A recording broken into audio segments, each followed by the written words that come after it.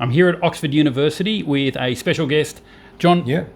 Quick 10-second introduction on who you are and what you do. So John Dean O'Keefe, you got it right. Forensic criminologist, lecturer in forensic psychology, lecturer in criminal law, stopped being a magistrate, and I'm a minister in the Anglican Communion. In corporate Australia, rightly or wrongly, there is a reputation of some people who get to the top of very large organisations being the corporate sociopath. How would you spot that either your boss or the person at the top of the organisation is the corporate psychopath? Wow, how long have you got? Okay, well, there's one definitive test out there, which I'm going to take you through very briefly now. So this is the Hare test. There are a number of markers to hit this. Yep. It goes from 1 to 40. That's your scale. You and I, Darren, I've got to know you. Yeah. You and I are not in a problem area.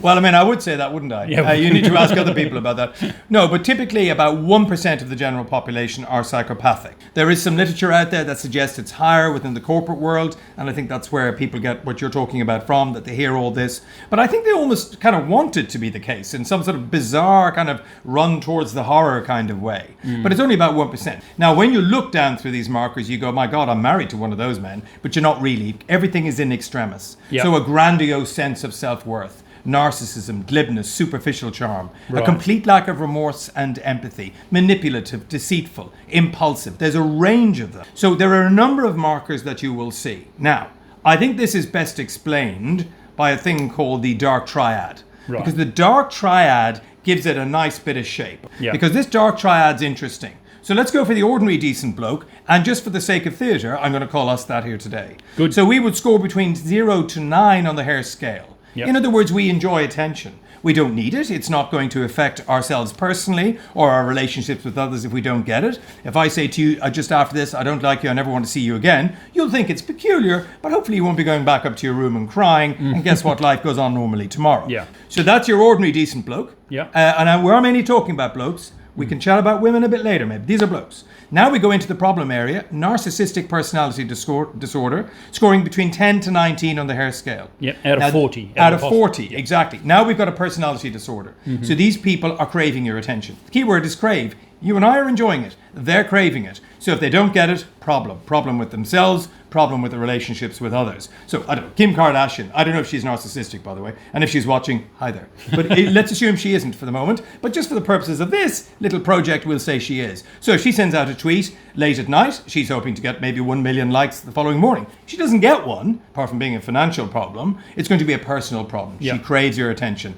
with respect, because she may not. But let's just use that kind of her as a metaphor. By the way, just with narcissism, don't forget you've got a super inflated ego, but it's married to catastrophic low self-esteem. So it's Yes. built on straw. It's built on nothing. People hear, oh, he's got a big ego in the workplace. He comes into the boardroom, his ego's through the roof. He is crying at night. He probably is, if he's falling into that category. Yeah. But the next category up is where we're a bit more interested, and that's known as malignant or Machiavellian narcissism. So now you're scoring between 20 to 29, so speaking, on the Hare scale. Now, these men are very problematic. Now what are they doing? We enjoy the attention. The other crew craved it. They're demanding it. Right. Now they're demanding it.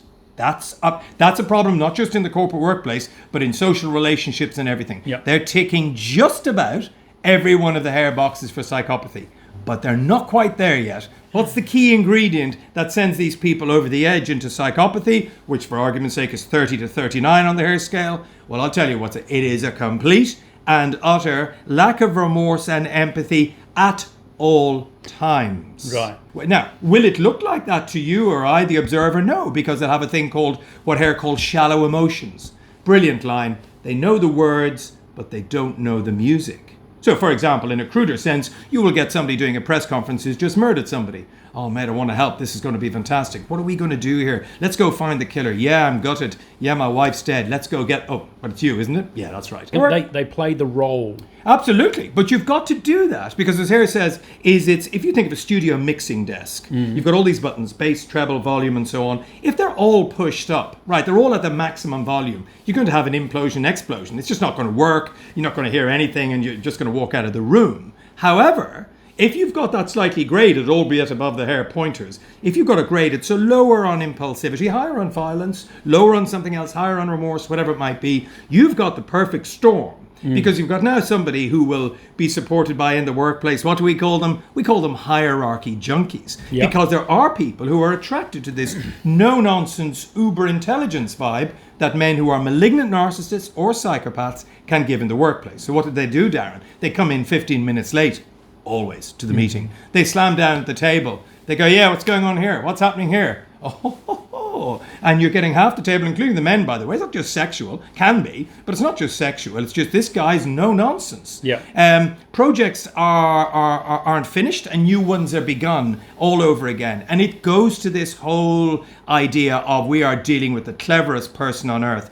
But he's a good guy. People say he's a mean guy, but actually he's a good guy because I've seen him cry once at his daughter's graduation. Oh, I'll bet you have. Yeah. Because that's part of the shallow That's emotion. part of the show. Okay.